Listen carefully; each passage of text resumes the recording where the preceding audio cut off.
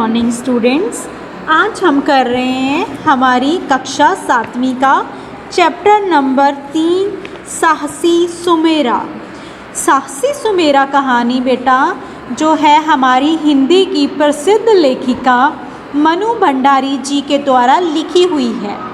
और इस कहानी में मनु जी ने बताया है कि कभी कभी हमारे जीवन में ऐसी परिस्थिति आ जाती है जिसमें हमें अकेले ही उस परिस्थिति का सामना करना पड़ता है।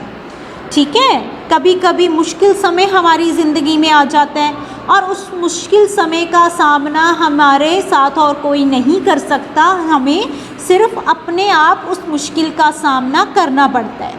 लेकिन अगर यदि हम साहस बनाकर रखें तो कठिन परिस्थितियों में भी जो है हमारी वो परिस्थितियाँ हमारे अनुकूल बन जाएगी। मतलब जो भी हमारी परिस्थितियाँ हैं, मुश्किल परिस्थितियाँ हैं, वो भी हमारे अनुकूल बन जाएगी। ठीक है, तो आइए हम पढ़ते हैं आज की कहानी साहसी सुमेरा। यह कहानी एक साधारण से बच्चे की अनोखी कहानी है। उस बच्चे के पास एक पुराना सा बस्ता है जिसमें वह अपनी कॉपी किताब भरकर स्कूल जाता है। उसके पास ढेर सारी हिम्मत है जिससे मुश्किल काम भी वह आसानी से कर लेता है। उसे प्यार दुलार करने वाली माँ अब इस दुनिया में नहीं है। केवल एक पिता है जो उसे खूब प्यार करते हैं। वे सारा दिन बस अड्डे पर या इधर उधर सामान ढोते हैं। बच्चे का नाम है सुमेर सिंह, पर सब उसे सुमेरा कहते हैं। उसके पिता उसे दुनिया भर की बातें बताते हैं। सच्चाई और ईमानदारी का पाठ उन्होंने सुमेरा को बचपन से पढ़ाया है। सुमेरा के नन्हे मन में ये बात पत्थर की लकीर की तरह जम गई है कि चोरी, झूठ और बेईमानी से बढ़कर कोई पाप दुनिया में नहीं है। एक दिन शाम को खाना बनाकर और घर का काम पूरा करके सुमेरा पढ़ रहा था। तभी देखा 3-4 आदमी उसके पिताजी को उठाकर लिए चले आ रहे थे।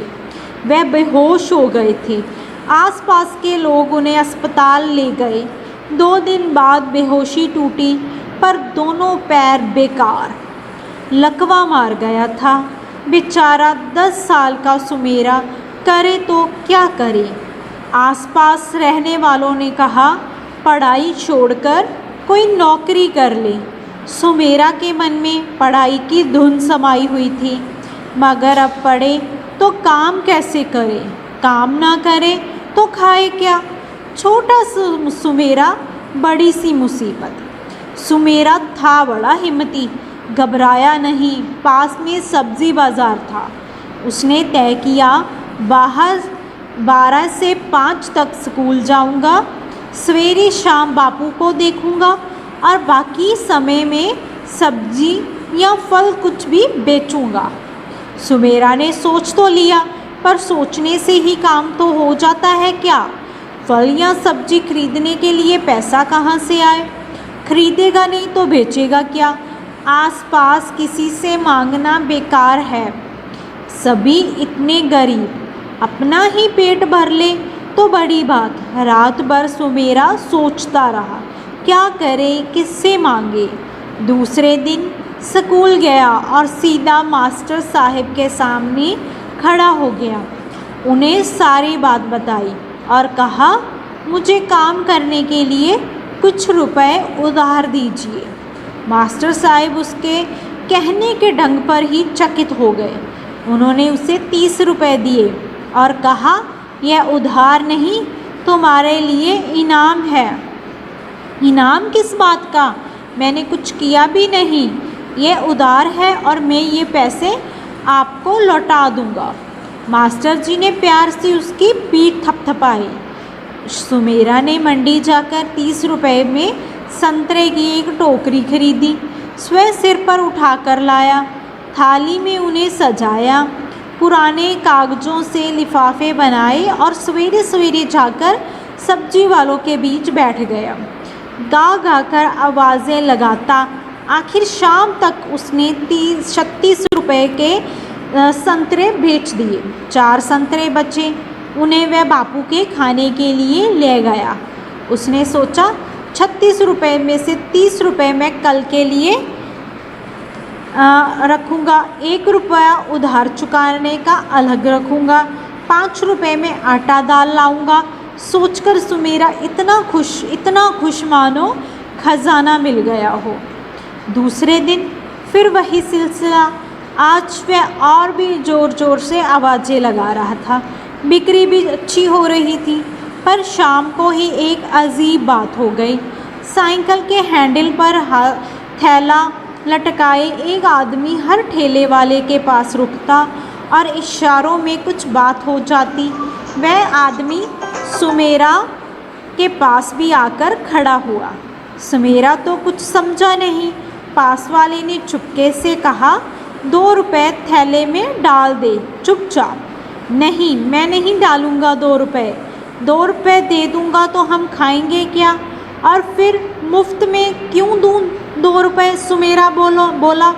तो बेटा ये देखो कि सुमेरा एक छोटा सा बालक जिसकी माता की डेथ हो चुकी होती है, उसके पिताजी को लकवा मार जाता है, कितनी मुसीबतें उनके ऊपर आ जाती है, लेकिन फिर भी सुमेरा इन चीज़ों से, इन परिस्थितियों से घबराया नहीं। उसने इन परिस्थितियों का डटकर सामना करने का निश्चय किया। तो अभी उसने जो है सबसे पहले मास्टर जी से उधार पैसे लिए। तो उसके जब मास्टर जी ने उससे कहा कि ये पैसे तुम अपने इनाम के लिए रख लो, तो देखो बेटा उसकी हिम्मत और उसकी ईमानदारी के वो बोला कि मैं ये पैसे वैसे नहीं रखूँगा, या मैं ये पैसे आपके उधारी समझकर रखूँगा, मैं आपका ये उधार चुका कर रहूँगा। तो वो रोज़ सब्जी मंडी से फल बेचना उसने शुरू कर दिया। दूसरे ही दिन एक अजीब बात हुई उसके साथ कि एक साइकिल में जो है आदमी आया और हर सब्जी वाला, हर फल वाला उसके थैले में कुछ ना कुछ डाल रहा था। लेकिन सुमेरा ये देख रहा था, लेकिन उसको कुछ समझ नहीं आ रहा था। साइकिल वाले आदमी ने घूर कर सुमेरा को देखा और चला गया। बाद में बगल वाले आदमी ने बताया, ये कमेटी का आदमी है, बिना लाइसेंस के यहाँ बैठकर जो लोग सामान बेचते हैं सब 2 रुपये देते हैं। तूने नहीं दिया, अब तेरी मुसीबत आएगी। 2 दिन बाद कमेटी की गाड़ी आई, कुछ लोग भाग गए। सुमेरा जहाँ का वहाँ बैठा रहा। 4-5 लोग गाड़ी से उतरे और उसका सारा सामान उठाकर ले गए। रात भर सुमेरा रोता रहा। सबके समझाने पर भी उसकी समझ में नहीं आया कि उसका सामान क्यों छीना गया। उसके पास लाइसेंस नहीं था तो लाइसेंस दिलवा देते, लाइसेंस के पैसे ले लेते। उसके बाबू ना तो बोल सकते थे ना चल सकते थे, वह करे तो क्या करे। हिम्मत हारना तो सुमेरा ने सीखा ही नहीं था। याद आया छुट्टी के दिन कभी कभी वह बापू के साथ जब बस अड्डे पर जाता तो रास्ते में राजनिवास पड़ता था। बापू कहते थे यहाँ दिल्ली के राजा रहते हैं। उसने कई बार कोठी में झांकने की कोशिश की थी, पर राजा कभी दिखे नहीं। वहीं अब राजा के पास शिकायत करने जाएगा, सारी बात बिताएगा, अपना माल वापस लेगा और उस आदमी को सज़ा दिलवाएगा। ये सारी बातें सुमेरा सोचता रहा। सवेरा होते ही वह वहीं दौड़ पड़ा, पर पहरेदारों ने उसे अंदर नहीं घुसने दिया। उसने बहुत कहा, प्रार्थना की, उसकी एक ना चली। वह सड़क पर बैठ गया। सोचा कभी तो राजा बाहर निकलेंगे, जब निकलेंगे तभी अपनी बात सुनाऊंगा। इन पहरेदारों की भी शिकायत करूंगा। 11 बजे के करीब बड़ी सी मोटर गाड़ी अंदर से निकली। दोनों पहरेदारों ने सलाम ठोका। जब तक सुमेरा उस गाड़ी तक अपनी जगह से उठकर जाता, तब तक गाड़ी वहाँ से निकल गई। अब क्या हो, राजा साहब तो चले गए। वह सोच में पड़ गया। फिर सुमेरा सोचने लगा कि राजा साहब गए हैं तो लौटकर भी आएंगे। मैं घर नहीं जाऊंगा, आज बापू को भी नहीं देखूंगा जब तक राजा साहब को अपनी बात नहीं बता देता। यहाँ से हिलूंगा नहीं। शाम को दूर से ही वह गाड़ी पहचान गया। दौड़कर बिना किसी डर के दोनों हाथ फैलाकर बीच सड़क पर खड़ा हो गया। गाड़ी रोककर ड्राइवर ने उसे फटकारा।